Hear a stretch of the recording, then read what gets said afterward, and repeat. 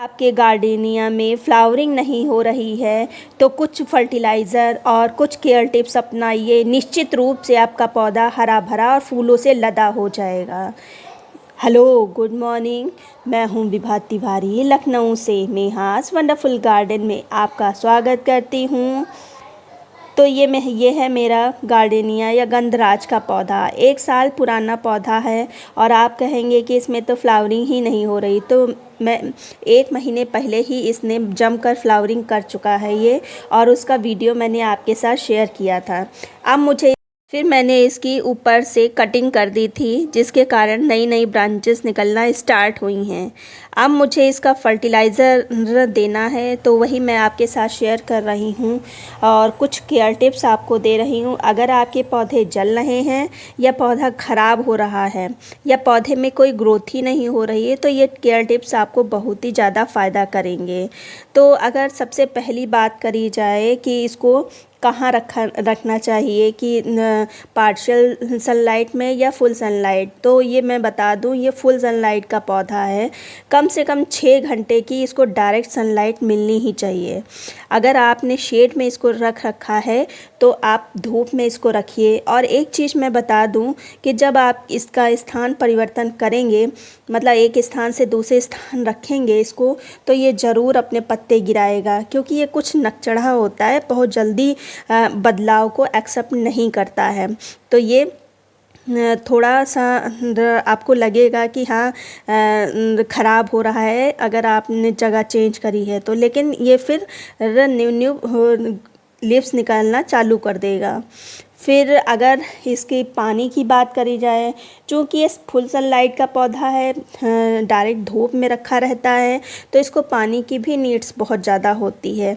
अगर सुबह शाम इसको पानी देना पड़ता है, और पानी इसको चाहिए, लेकिन वैसा नहीं चाहिए कि हाँ भरा रहे।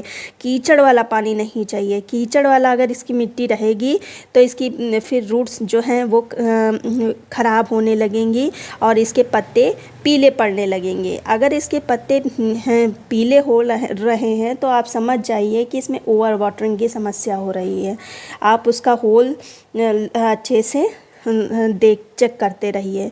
फिर अगर इसकी खाद की बात करी जाए, जो मैं अभी देने जा रही हूँ, तो सबसे पहले इसकी हम अच्छे से गुड़ाई कर लेते हैं। ऐसे कर लेते हैं। और ये एक परमानेंट प्लांट है।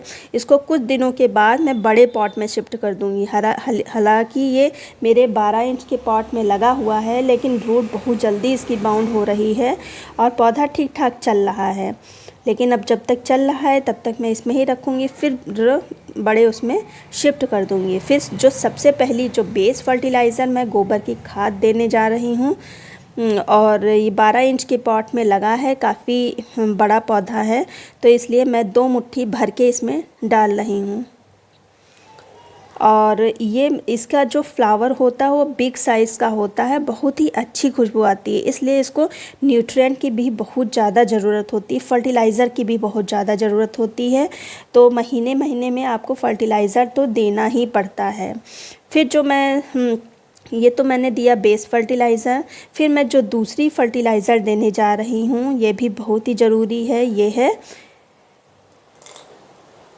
ये सीवीड है। ये सीवीड कुछ ग्रेन्यूल्स फॉर्म में है, कुछ मैंने इसको ग्राइंड कर लिया था तो उसमें है, तो इसको ही मैं डाल रही हूँ।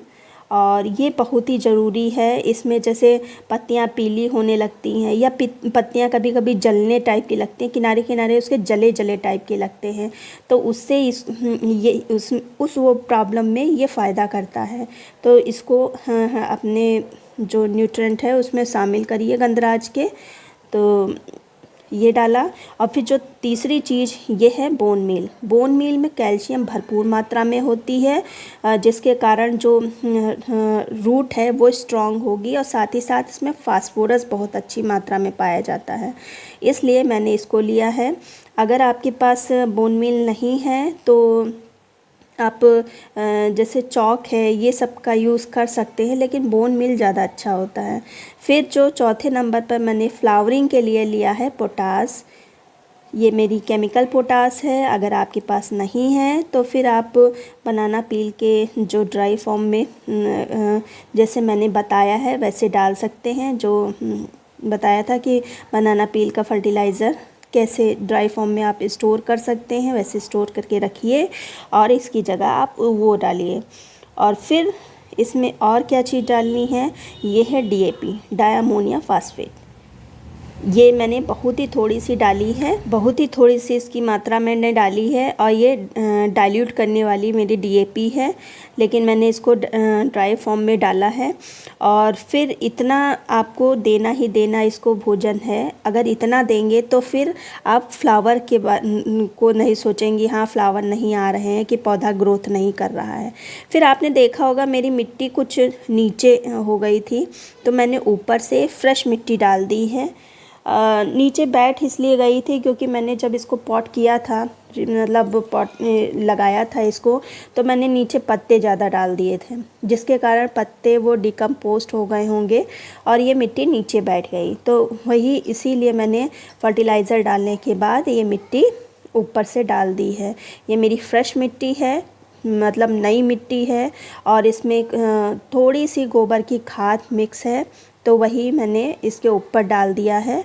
और फिर जो पानी डाल देंगे से, और ये जो मैंने फर्टिलाइज़र दी है ये कम से कम आपको महीने महीने में तो देना ही देना है।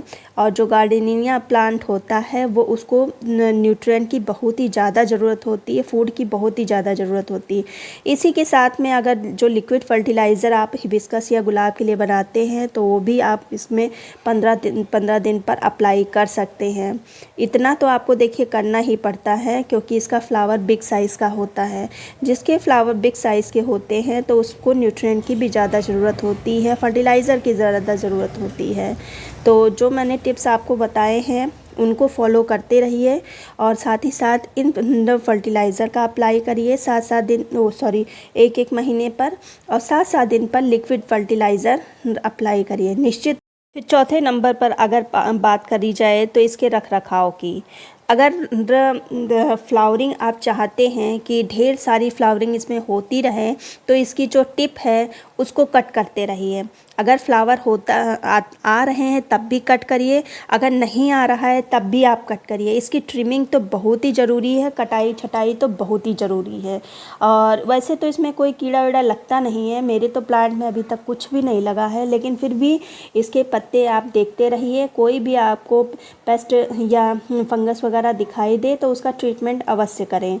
और इन टिप्स का आप फॉलो करेंगे तो निश्चित रूप से आपका पौधा हरा भरा रहेगा और फूलों से लदा रहेगा। इसके बावजूद भी आपका कोई कन्फ्यूज़न है, कुछ प्रॉब्लम है, तो आप कमेंट करके पूछ सकते हैं, मैं आंसर ज़रूर दूंगी। अगर वीडियो पसंद आया हो तो लाइक कर दीजिए, सब्सक्राइब कर दीजिए। मिलते हैं फिर किसी वीडियो में नई जानकारी के साथ।